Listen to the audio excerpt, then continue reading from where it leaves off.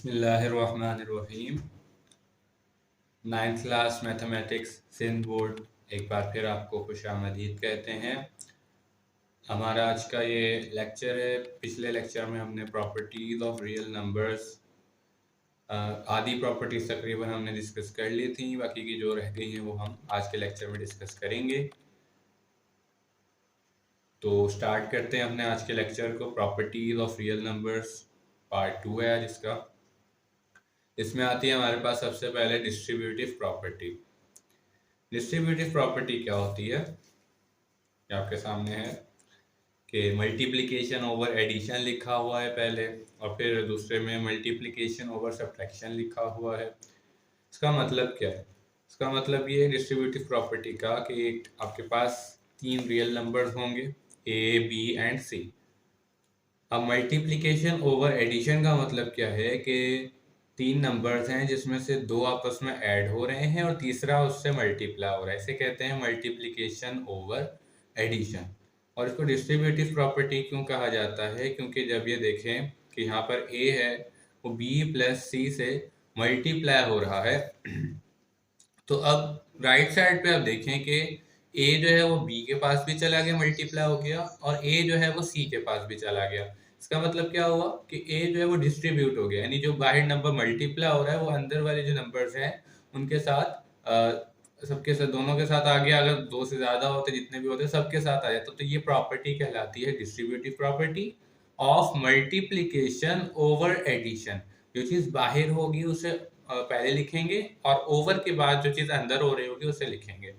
अच्छा, और जो चीज डिस्ट्रीब्यूट हो रही होगी अगर वो लेफ्ट साइड पे है तो लेफ्ट डिस्ट्रीब्यूटिव प्रॉपर्टी होगी, अगर राइट साइड पे तो राइट डिस्ट्रीब्यूटिव प्रॉपर्टी होगी। जैसा कि आपके सामने लिखा हुआ भी है कि a multiplied by b plus c is equal to a b plus a c. यहाँ हमने इसको लिखा है कि लेफ्ट डिस्ट्रीब्यूटिव प्रॉपर्टी है ये। इसी तरह से जब हमने a plus b multiplied by c लिखा है तो तब हमने क्या किया कि c डिस्ट्रीब्यूट हो रहा है वो राइट साइड पे है। इसका मतलब क्या होगा कि ये राइट डिस्ट्रीब्यूटिव प्रॉपर्टी है।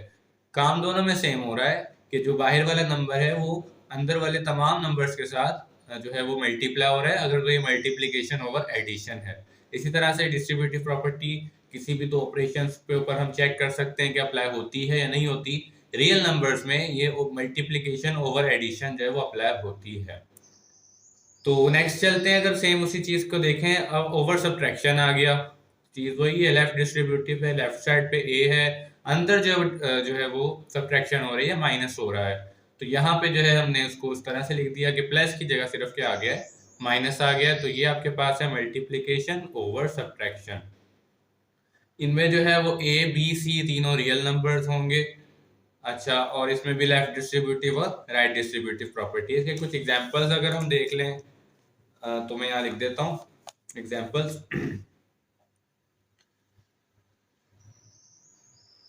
एग्जांपल्स यहाँ लिख देते हैं इसकी कुछ।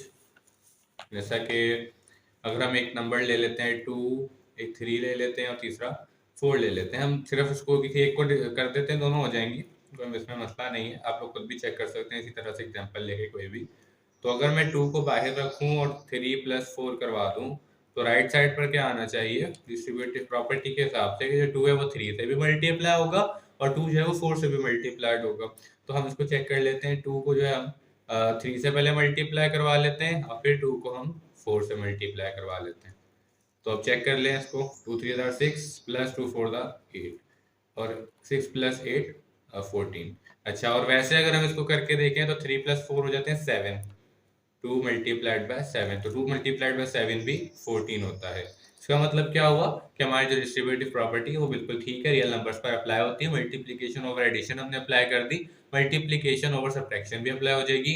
हमने लेफ्ट डिस्ट्रीब्यूटिव अप्लाई की है, राइट डिस्ट्रीब्यूटिव भी हो जाएगी। बल्कि राइट डिस्ट्रीब्यूटिव की मैं एग्जांपल लिख देता हूँ ताकि हम जब उसको सॉल्व करें कभी तो पता चले। इन्हीं नंबर्स ले लेते हैं।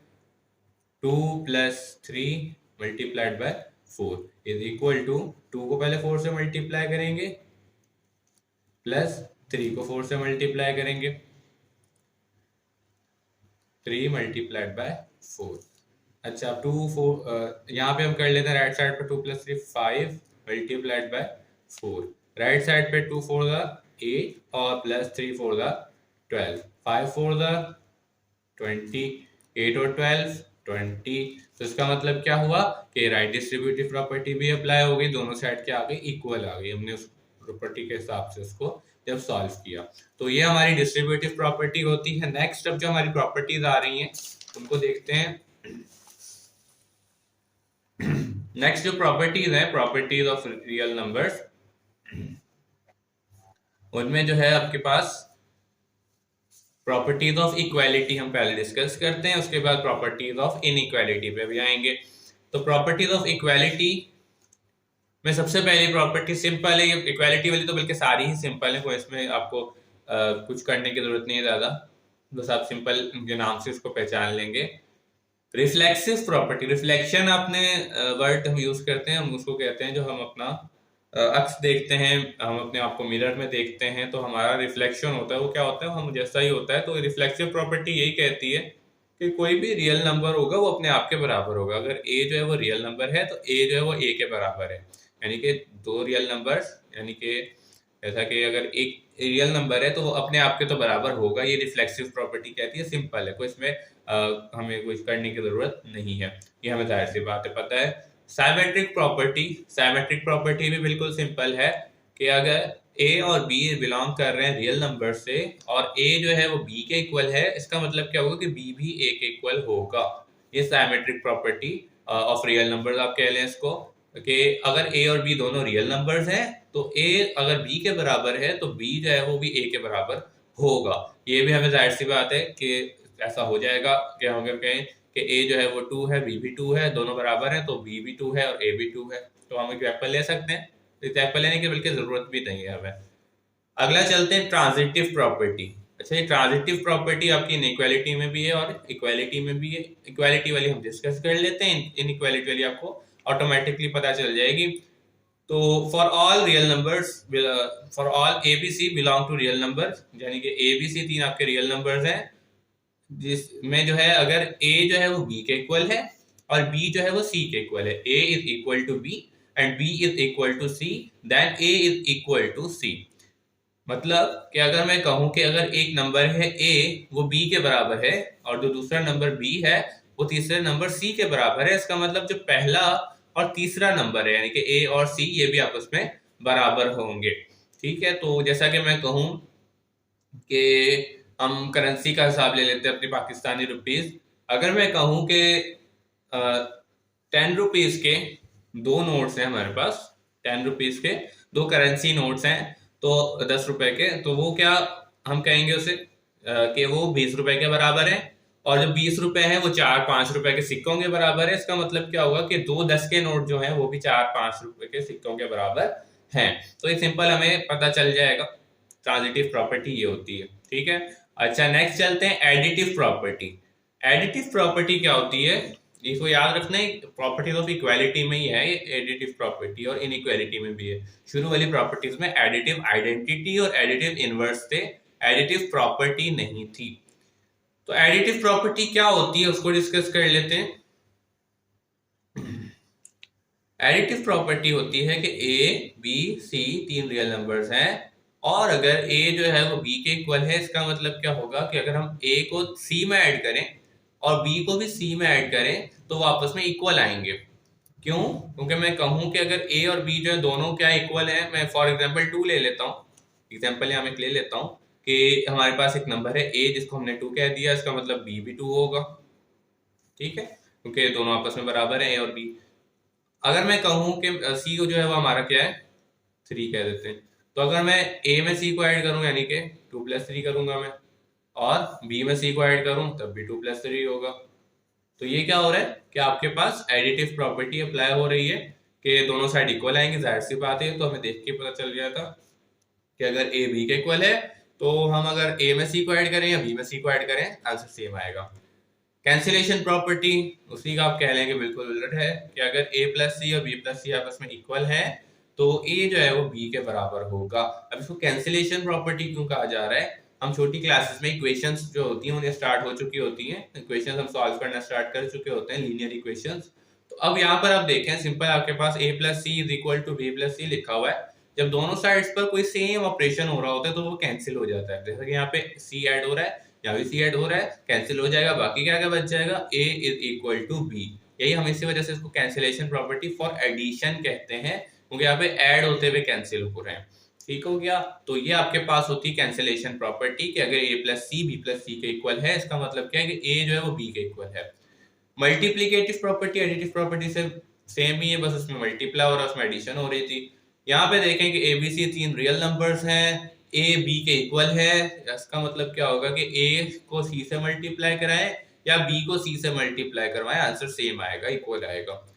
तो उसी तरह से हम इसको भी प्रूफ कर भी सकते हैं। उसके बाद कैंसिलेशन प्रॉपर्टी भी सेम है। अच्छा, अब कैंसिलेशन प्रॉपर्टी में क्या है, for multiplication for all real number abc belong to real numbers and c is not equal to 0। इसमें एक और चीज आ गई कि c यहाँ पे 0 नहीं होना चाहिए अगर a और c आपस में क्या है, a और c आपस में मल्टीप्लाई करवाने से और b और c आपस में मल्टीप्लाई करवाने से आंसर जो है इक्वल आ रहा है, सेम आ रहा है। तो इसका मतलब क्या होगा कि a b के इक्वल है। यहाँ पे भी क्या हुआ कि जो मल्टीप्लीकेशन है दोनों साइड्स पर हो रही है सेम नंबर्स के साथ, जो कि हमारे पास यहाँ c है, तो c दोनों साइड से क्या हो जाएगा, कैंसिल हो जाएगा। a बच जाएगा लेफ्ट साइड पे, b बच जाएगा राइट साइड पे, जो कि हमने यहाँ पर लिख दिया। तो ये आपके पास थी कैंसिलेशन प्रॉपर्टी फॉर मल्टीप्लीकेशन। तो होपफुली ये समझ आया होगा। नेक्स्ट चलते हैं प्रॉपर्टीज ऑफ इनइक्वालिटी की तरफ।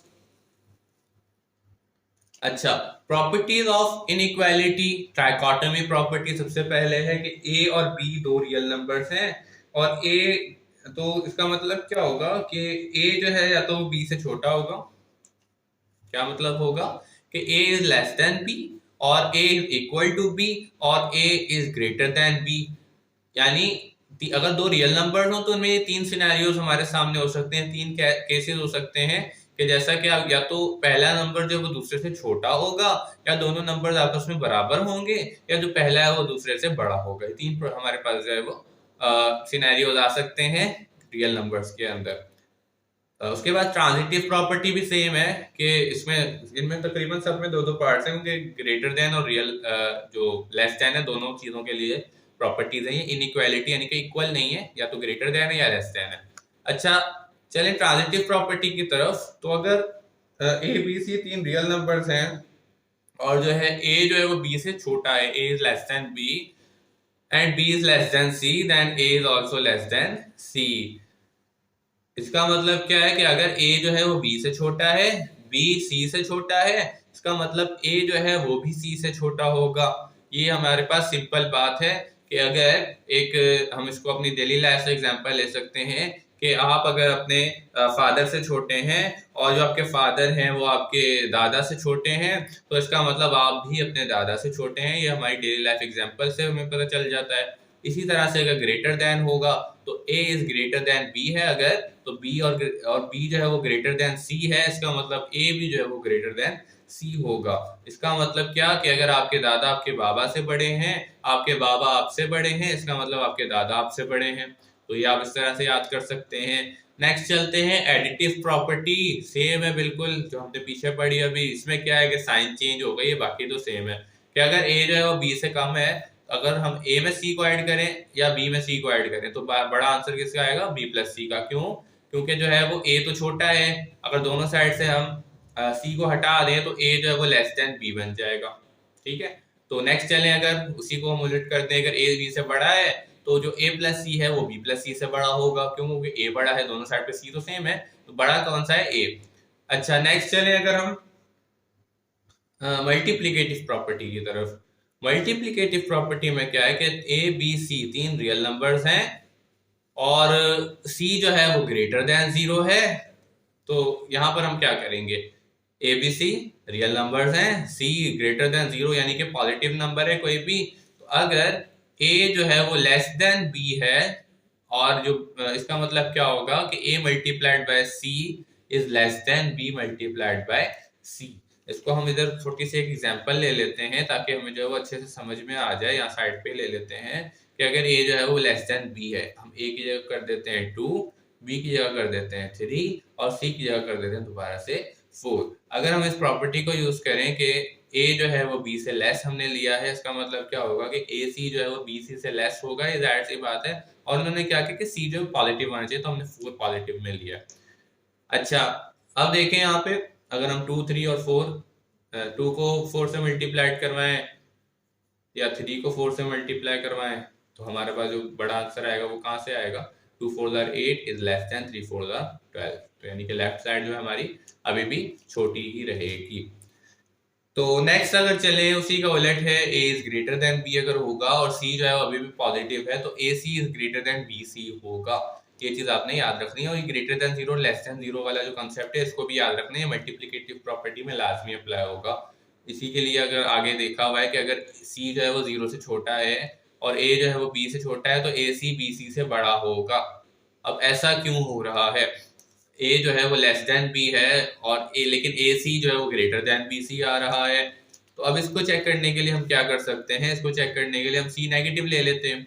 तो हम सेम वही करते हैं, सी को हम -4 ले लेंगे, ठीक है, -4। तो अब अगर हम 2 से -4 को मल्टीप्लाई करवाएं या फिर जो है वो 3 से -4 को मल्टीप्लाई करवाएं, तो हमारे पास जो आंसर आएगा एक -8 आएगा और एक -12 आएगा। तो हम देख सकते हैं कि जो a है वो b से क्या था? छोटा था। लेकिन जो a को c से मल्टीप्लाई करवाया है और b को c से मल्टीप्लाई करवाया, तो आंसर जो है वो a को मल्टीप्लाई करवाने से बड़ा आया है। बड़ा क्यों आया है? क्योंकि माइनस का नंबर जितना वैल्यू में दिखने में बड़ा लगता है उसकी वैल्यू उतनी कम होती है, यानी कि -8 -12 से बड़ा है। तो इसका मतलब क्या हुआ कि अगर जब c जो है यानी कि तीसरा नंबर जो मल्टीप्लाई हो रहा है, अगर वो लेस देन जीरो यानी कि नेगेटिव नंबर होगा, तो ये चीज क्या होगी? उलट हो जाएगी। सेम बाकी चीज वही है।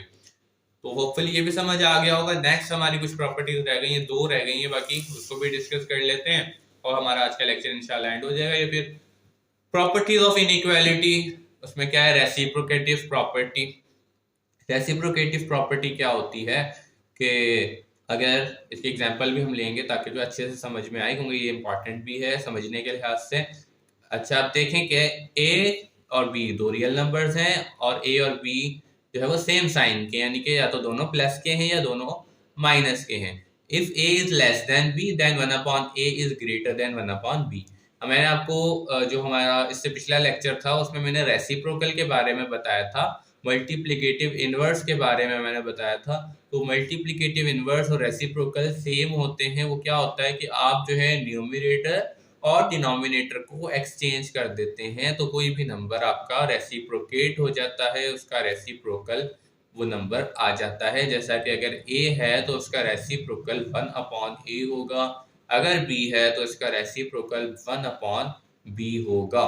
अच्छा, तो ये क्या कह रहे हैं कि रेसिप्रोकेटिव प्रॉपर्टी क्या कह रही है कि अगर a जो है वो लेस देन b है, तो इसका मतलब उसका जो a का रेसिप्रोकल होगा वो greater than reciprocal of b होगा। वो ऐसा क्यों हो रहा है? और इसी तरह से उसका उलट भी है, तो हम उसको एक को कर लेते हैं, दूसरा हमें खुद ही समझ आ जाएगा कि ऐसा क्यों हो रहा है। अगर हम a की जगह ले लेते हैं 2 और b की जगह हम ले लेते हैं 3, तो हमें क्या करना है? दोनों का रेसिप्रोकल, 2 वैसे तो लेस देन 3 है, लेकिन हम 2 का रेसिप्रोकल कर दें तो 1/2 बनेगा और 3 का रेसिप्रोकल कर दें तो 1/3 बनेगा। अब देखें कि बड़ी वैल्यू कौन सी है। अच्छा, इसमें चेक करने के लिए आप क्या कर सकते हैं? क्रॉस में मल्टीप्लाई करवा के देख लें, जिसके क्रॉस में ऊपर जाके जो बड़ा नंबर आए इसका मतलब वो वैल्यू बड़ी है।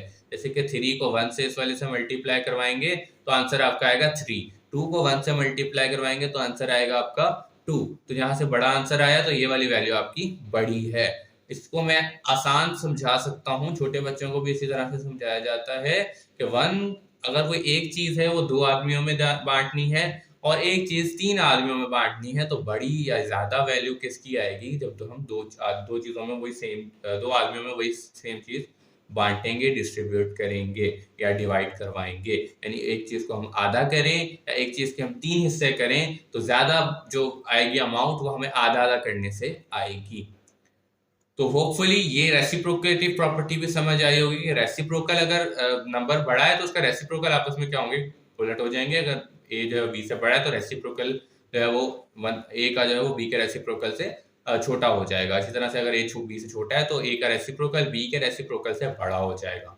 तो ये चीज हो गई। और लास्ट हमारी कैंसिलेशन प्रॉपर्टी, तो ये भी सेम है, बस इसमें साइन चेंज हो गई। इक्वल, पहले इक्वालिटी वाली में इक्वल की साइन थी, अब जो है वो इनइक्वालिटी वाले में इनइक्वालिटी इसकी साइन है, यानी कि ग्रेटर देन या लेस देन की साइन है। तो सिंपल तरीका वही है कि a प्लस सी अगर लेस देन b प्लस सी है, इसका मतलब क्या होगा कि a जो है वो लेस देन b है। क्यों? वो दोनों साइड से c जो है वो हमारा कैंसिल हो सकता है। मैं अब एक एक करके भी दिखा देता हूँ। इसकी हम दोनों साइड से कैंसिल करते हैं क्योंकि दोनों साइड पे सेम है। दोनों साइड पे क्या हो रहा है? ऐड हो रहा है। तो यहाँ पे क्या होगा कि a जो है वो b से लेस हो जाएगा।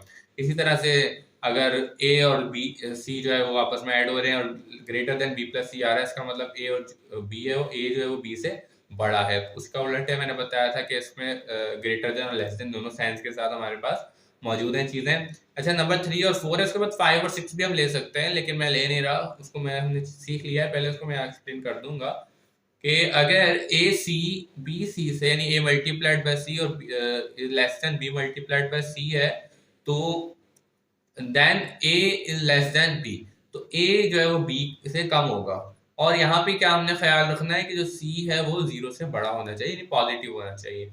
अब ऐसा क्यों है? और नीचे उसी के दूसरा पार्ट दिया है कि ए सी जो बी सी से बड़ा है, इसका मतलब ए जो है वो बी से बड़ा है अगर, तो सी क्या है? ग्रेटर देन जीरो है, यानी कि पॉजिटिव है। अब हम इसको चेक कर लेते हैं कि ऐसा क्यों है, क्योंकि हमने पहले किया हुआ है इसी चीज को भी पीछे करके आया हम, तो उसको देख भी सकते हैं। दोबारा यहाँ पे भी कर रहा हूँ मैं।